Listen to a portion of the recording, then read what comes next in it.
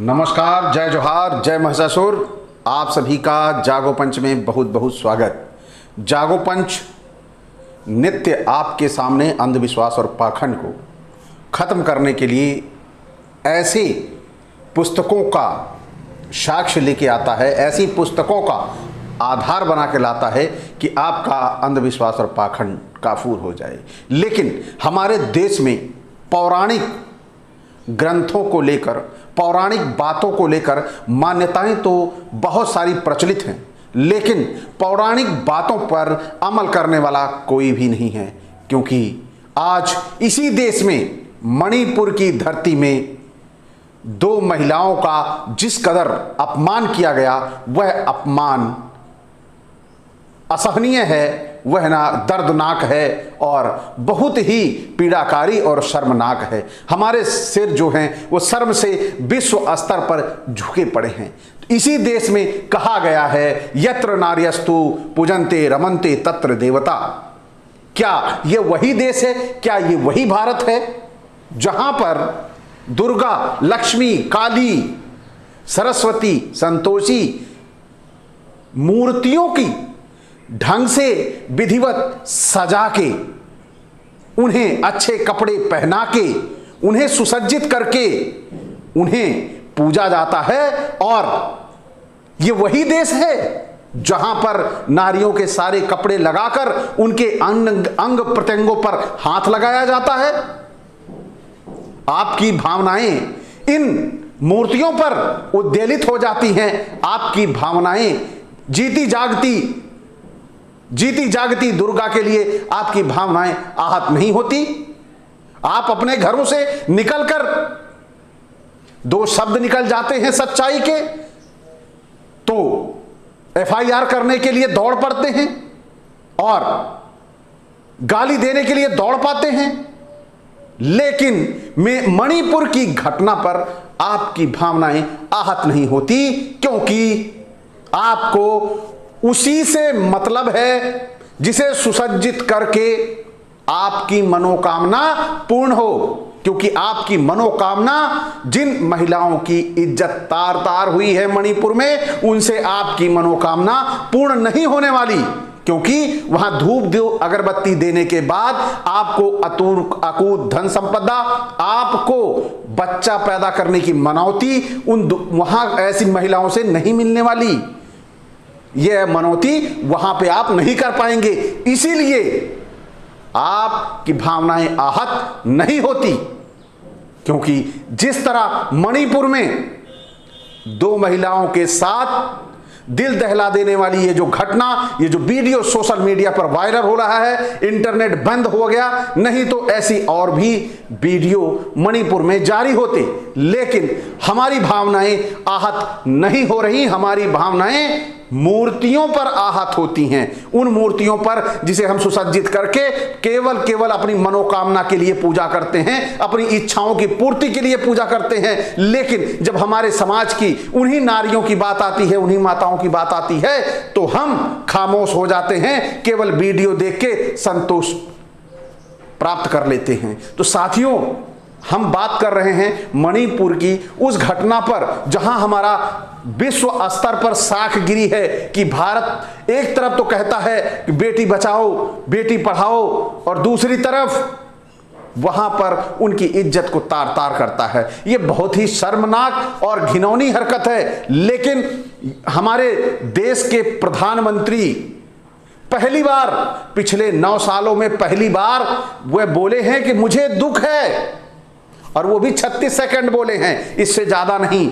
और मणिपुर की इतनी बड़ी घटना होने के बाद 36 सेकंड बोलने के बाद वे फिर कहते हैं कि राजस्थान में भी और छत्तीसगढ़ में भी ऐसी घटनाएं हो रही हैं, जबकि मणिपुर पिछले 70-80 दिनों से बुरी तरह से प्रभावित है। बुरी तरह से वहां पर महिलाओं का उत्पीड़न और लोगों के सिर काटकर टांग दिए जा रहे हैं। लेकिन केवल वह दुखी हैं। क्यों दुखी हैं? क्योंकि केंद्र भी उनकी सरकार है और राज्य में भी सरकार है। और वह निकलते हैं और भाषण देते हैं केवल 36 सेकंड का मणिपुर के ऊपर। उनके पास इतना समय नहीं कि मणिपुर जैसे राज्य को दंगे में जो झोंका हुआ है वह कैसे बचाया जाए, इसकी तरकीब नहीं। और दूसरी बात, और यह बोलते तब हैं वह बोलते ना, ये जो उन्होंने 36 सेकंड का बोला है मणिपुर की घटना को लेकर, वह इसलिए बोला कि सुप्रीम कोर्ट ने कहा यदि केंद्र सरकार संज्ञान मामले का नहीं लेती है तो मामले को सुप्रीम कोर्ट खुद कैसे निपटना है यह अच्छी तरह जानती है। तब जाके मोदी का जमीर जागा कि यदि सुप्रीम कोर्ट ने मामले का संज्ञान ले लिया तो मेरा यहां बैठे क्या फायदा। तो निकलता है वह व्यक्ति, संज्ञान ही लेता है केवल 36 सेकंड का। तो साथियों, हम उस देश में रहते हैं जहां हमारी भावनाएं मूर्तियों के लिए तो आहत हो जाती हैं, लेकिन हमारे साथ जो जीती जागती तस्वीर है उसके लिए हमारी संवेदनाएं नहीं जागती हैं। लेकिन जैसे ही, अब मणिपुर की बात पे ही, जैसे ही मोदी ने 36 सेकंड का वो संज्ञान लिया, उनका वहां का सिपह सलार मुख्यमंत्री बीरेन सिंह भी देर नहीं करता, तुरंत आके मीडिया के सामने खड़ा हो जाता है और सोशल मीडिया पे गुस्सा दिखाता है और उद्वेलित होके कहता है कि हमने कार्यवाही के लिए बहुत पहले ही आदेश कर दिया है और आरोपियों की गिरफ्तारी का निर्देश कर दिया था और ऐसा अपराध करने वालों को बख्शा नहीं जाएगा, उन्हें सजा दी जाएगी। तो ये है हमारे देश के जिम्मेदारों का हाल, जिनके ऊपर हमने जिम्मेदारी दी है, वह अपनी जिम्मेदारी कैसे निभा रहे हैं सुप्रीम कोर्ट के संज्ञान से। तो जागो पंच ने यह ठाना है कि हमारे समाज में चाहे अंधविश्वास हो, चाहे पाखंड हो, चाहे गैर जिम्मेदाराना ये हरकतें हो, इसके लिए खामोश नहीं बैठेगा और अपने समाज को इसके बारे में पूरी जानकारी देगा कि कैसे हमारे ये जिम्मेदार लोग नकारा, निकम्मा और बेकाम हैं। इनके पास काम भी नहीं है क्योंकि इनके पास अपना विवेक नहीं है। जब बात करते हैं, ये घर में सुबह उठते ही धूप अगरबत्ती किसके सामने लगाते हैं, वहां पे जरूर एक तस्वीर, उन मूर्तियों में नारी की एक तस्वीर होती है, चाहे किसी के भी घर में देख लीजिए, लेकिन उन्हीं मूर्तियों की तस्वीरों में नारी को देखते हैं और पूजा करके निकलते हैं और इनके दिमाग में वही कुत्सित मानसिकता भरी रहती है। ये उनके पुजारी केवल किस लिए हैं कि मुझे बेटा हो जाए, मैं पास हो जाऊं, मुझे धन आ जाए, और जैसे जीती जागती वो नारी की तस्वीर सामने आती है, दिमाग में कीड़ा कुलबुलाने लगता है कि ये मेरे साथ बिस्तर में आ जाए। हम उस देश में रहते हैं। आज इन्हीं मानसिकताओं की वजह से मणिपुर में ऐसी घटना हो गई और किसी भी देवी भक्त का जमीर न जागा। कूच करो मणिपुर को, देखते हैं मणिपुर कैसे जलेगा, मणिपुर में कैसे इज्जत लूटी जाएगी, कैसे हाथ लगाए जा महिलाओं के गुप्तांगों और उनके वक्षस्थलों पर।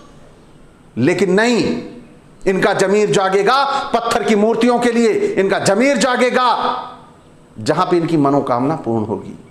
तो साथियों, आज हमारी नैतिक जिम्मेदारी बनती है कि हमारे देश की सरकार पूरी तरह से बेकार है, ये किसी काम की नहीं है, क्योंकि मणिपुर की घटना हमारे देश के लिए शर्मनाक है, ये पूरे विश्व के लिए शर्मनाक है कि हमारी आधी आबादी को क्या ऐसा नंगा करके उनके साथ ऐसा दुराचार किया जाएगा। तो ये जो राज्यव्यापी पूरे राज्य में ये दंगा फैल चुका और मुख्यमंत्री वहां का कहता है कि ये 2 महिलाओं के साथ हुई जो घटना है, ऐसी घटनाएं बहुत सी हुई हैं, लेकिन ये 2 घटना वायरल हो गई तो आप कहते हैं शोर मचाते हैं।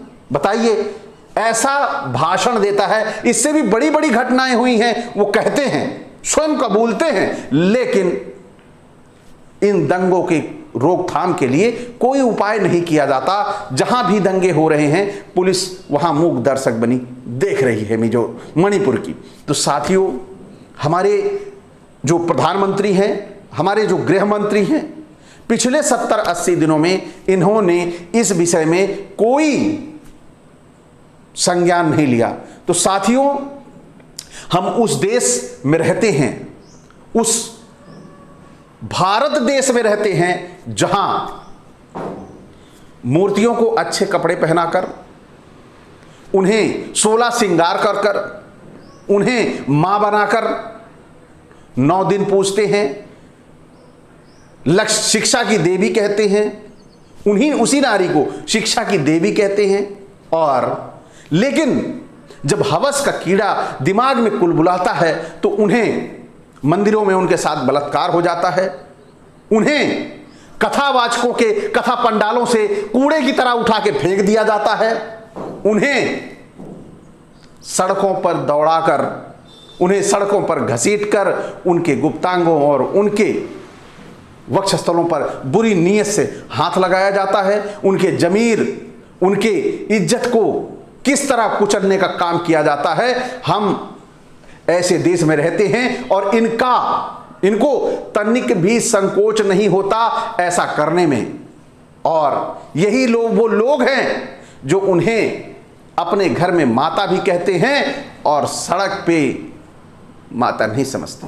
भावनाएं आहत केवल एक ही जगह होंगी इनकी कि इनकी मूर्तियों के बारे में कोई बात मत करो, हमारी जीती जाती मूर्ति की इज्जत लुट जाए, हमारी जीती जागती मूर्ति को कोई गाली दे जाए, हमारी जीती जागती मूर्ति को कोई जला दे, हमारी जीती जाती मूर्ति के कोई छेड़छाड़ कर दे, इनकी भावनाएं आहत नहीं होती हैं, क्योंकि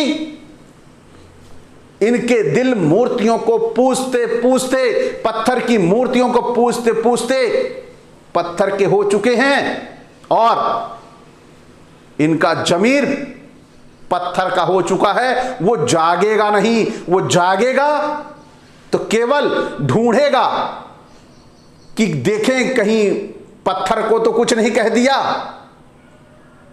आज हमारा देश इन हमारी जो माताओं बहनों के साथ मणिपुर में जो ये घटना हुई है, हमारा देश पूरा का पूरा शर्मसार है, आंखों में आंसू आ जाते हैं उस घटना को देखकर। यदि हमारे देश में कानून ना होता तो मैं उत्तर प्रदेश में ना होता, मणिपुर में होता। अगर हमारे देश में संविधान ना होता तो मैं उत्तर प्रदेश में ना होता, मणिपुर में होता। भले ही मार दिया जाता, लेकिन उन महिलाओं के ऊपर हाथ उठाने वालों के हाथ उनके शरीर में ना रहते। साथियों, आज जो पीड़ा है, इस पीड़ा को मैं आपके सामने कैसे बयां करूं।